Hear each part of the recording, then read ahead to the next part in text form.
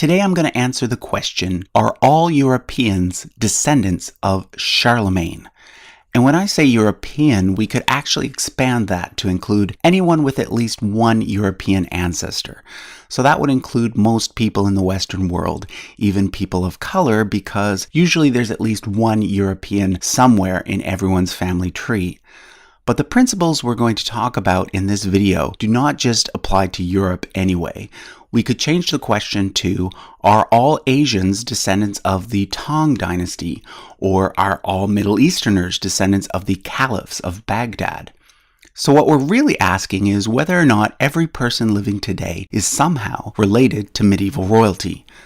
But for the sake of simplicity, I'm going to use Charlemagne and Europeans as an example.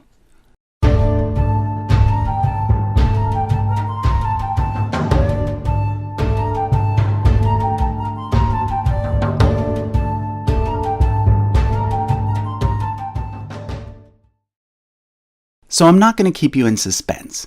The answer, according to one theory, is yes. Everyone alive today with at least one drop of European blood is a descendant of the great King Charlemagne.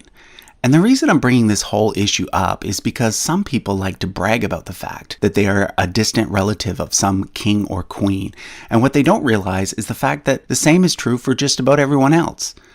Now, why have I chosen to focus on Charlemagne? Well, Charlemagne is kind of the father of Europe. He lived around the year 800 and reestablished an empire in Western Europe for the first time since the fall of Rome. His empire eventually evolved into the countries we now know today as France and Germany.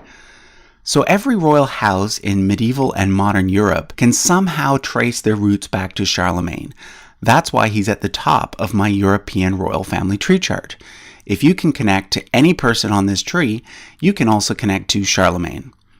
So the theory that I'm going to talk about in this video is based on a paper by a Yale mathematician named Joseph Chang. His theory went on to be tested by several other experts, including some geneticists and genealogists, and the overall conclusion was that the theory seems to hold up. If you're interested in reading all of the technical details from the original sources, I'll put a bunch of links to those in the description. So the theory doesn't really have a name, but I'm going to call it the identical ancestors theory. And in order to explain it to you, I'm going to go through 3 genealogical principles that, when taken together, result in the identical ancestors theory. So principle number 1 is, as you go back in time, your number of ancestors increases exponentially. So here is a very basic family tree. Here's you, and here are your immediate ancestors.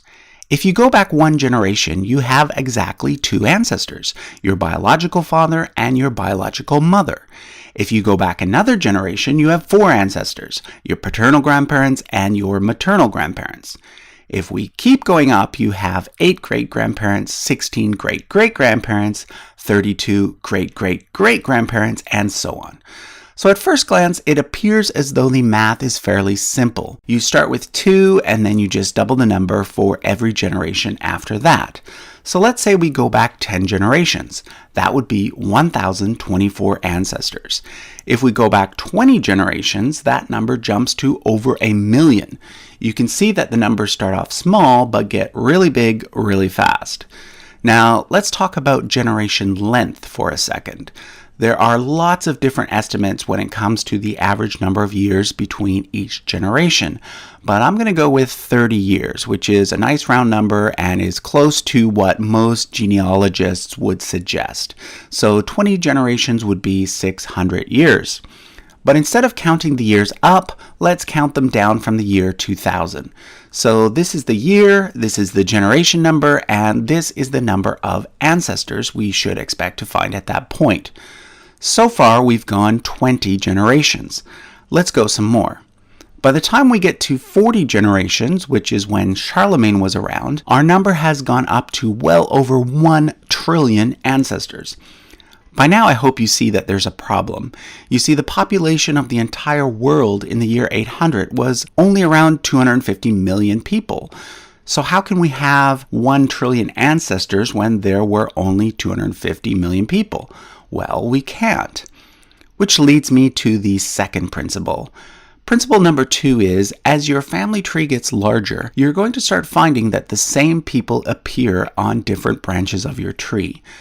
Now, the word that usually pops into people's mind at this point is inbreeding, or perhaps even incest. But these words are not actually appropriate for what I'm talking about. Inbreeding and incest involve mating between very close relatives. An example of this would be Philip II of Spain from the House of Habsburg, who married his sister's daughter, his niece, and with her had a son who became Philip III. Philip III then married a close cousin, and then their son married a close cousin, and so forth. That's inbreeding, and not only is it gross, it's unhealthy. But that's not what I'm talking about here. What I'm talking about involves relatives that are a little more distant. For example, if you discover the name of a great-great-great-grandfather on your father's side of the family, and then discover that the same name also appears as a great-great-great-grandfather on your mother's side of the family, that means that your parents are third cousins. And there's a big difference between an uncle-niece marriage and a third cousin marriage. An uncle and a niece share a whopping 25% of their DNA in common. In contrast, third cousins share less than 1%, which is very close to being statistically irrelevant. Most people will be hard-pressed to name one or two of their second cousins, let alone a third cousin. So what this all means is that when calculating our number of ancestors, we cannot simply multiply 2 by 2 by 2 and so forth. We have to take into account the fact that throughout most of history, most people married a second, third, or fourth cousin. This is because most families lived in the same small village for generations, and therefore everybody was related to everybody somehow.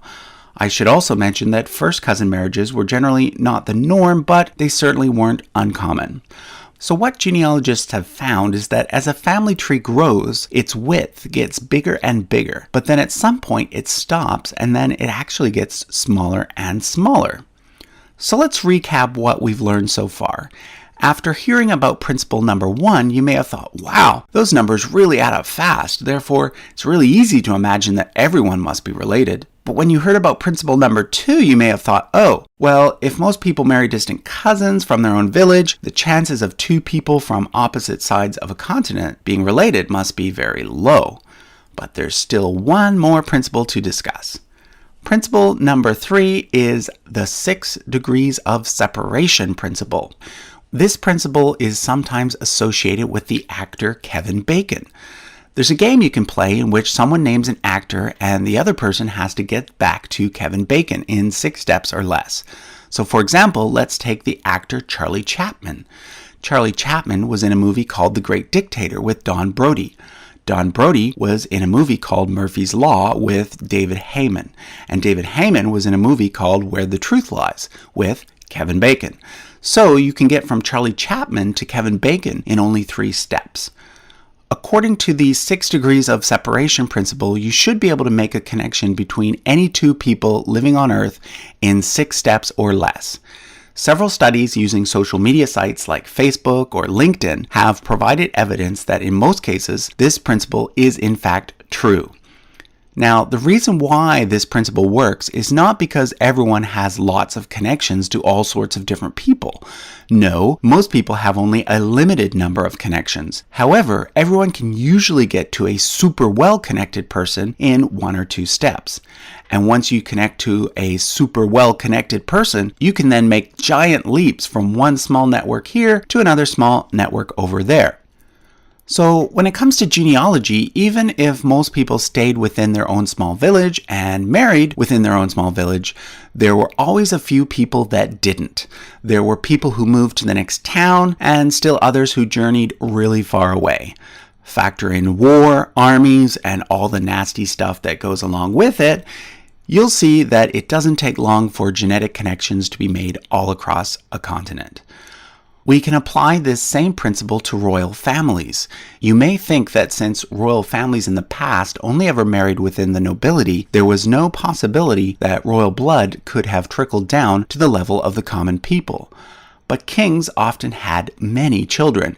The older, legitimate ones tended to marry really well, but the younger legitimate ones, as well as the many illegitimate ones, often married lesser nobles. And then their children married even lesser nobles, and so on and so on. It was not uncommon for a line to go all the way from prince to pauper in just a few generations. Okay, so we know that our number of ancestors goes up exponentially, even if due to cousin marriages, we're not actually doubling it every generation. We also know that even though most people married someone who lived nearby and who belonged to the same social class, there have always been people who traveled far and wide, and people who produced children with someone richer or poorer than themselves. So when we take all of these things into consideration, make some models and use some fancy math, what conclusions can we reach? Once again, I'll remind you to check the links in the description if you want all the nitty-gritty details. But basically, here's the conclusion. For the continent of Europe, you only have to go back 1,000 years to reach what is called the identical ancestors point. The identical ancestors point is the point in which every person of European descent has exactly the same set of ancestors. So if we were to go back to the year 1000 and remove the 20% of people who didn't have any children or whose lines died out completely after just a few generations, the remaining 80% are the common ancestors of every person of European descent living today. Let me put this in a few different ways so you can really grasp it. This is Jane. Jane lives in London in 2019. All of these people living in Europe 1,000 years ago, that 80% we just talked about, are her ancestors. She's a descendant of every single one of them. If we had perfect genealogical records, she'd be able to trace a direct line back to any one of them we choose. So she could trace her line to the King of England, the King of France, or the King of Hungary. But she could also trace her line to some simple farmer in Ireland, a lowly foot soldier in Poland, or the guy who swept floors of some church in Rome. And the same is true for Elsa from Stockholm, Vlad from Moscow, and even me, Matt Baker from Vancouver, Canada. So if we're talking about you, assuming you have at least one European ancestor, and Charlemagne, who lived even longer than 1,000 years ago, then yes, you are probably a descendant of him, even if you don't know the link. And again, if you have no European ancestors, don't worry. If you're Asian, chances are that you're related to royalty too. I'm not going to say to Genghis Khan because he lived less than 1,000 years ago, but let's go with the great Chinese Emperor Taizong of Tang. You're probably a descendant of him. And if you're from some other part of the world, you're likely related to some famous person from that region somehow. And the farther back in time we go, we can actually find an identical ancestor point, not just for a single continent, but for an even larger chunk of the world. So for example, the Prophet Muhammad lived about 1400 years ago and is therefore likely the ancestor of every person now living in Europe, the Middle East, India, Southeast Asia, North America, etc. And if we go back even further to, let's say, Ramses the Great from Egypt, who lived over 3,000 years ago, he's probably the common ancestor of every single person on Earth. The only people who might not link in would be people from some very isolated tribe somewhere, but they're likely not watching this video anyway. Now, is this theory rock solid? No, there's no way to prove it 100%. And in fact, the genetic studies based on Europe do show some variation. For example, people living in Spain and Italy are a little less likely to be easily connected to everyone else within just 1,000 years. Perhaps that's because there are mountains between those regions and the rest of Europe. On the other hand, you can likely find a connection between all the people in France and Germany in less than 1,000 years, because those two countries are so close to each other and have had lots of interaction. So there you have it. According to the identical ancestors theory, we as humans are all connected one way or another, and it's very likely that you don't have to go back as far as you might think to discover that connection. If you're interested in finding out exactly how you might be related to royalty, stay tuned for next week's video, which will cover the topic, Finding Your Royal Roots. Thanks for watching.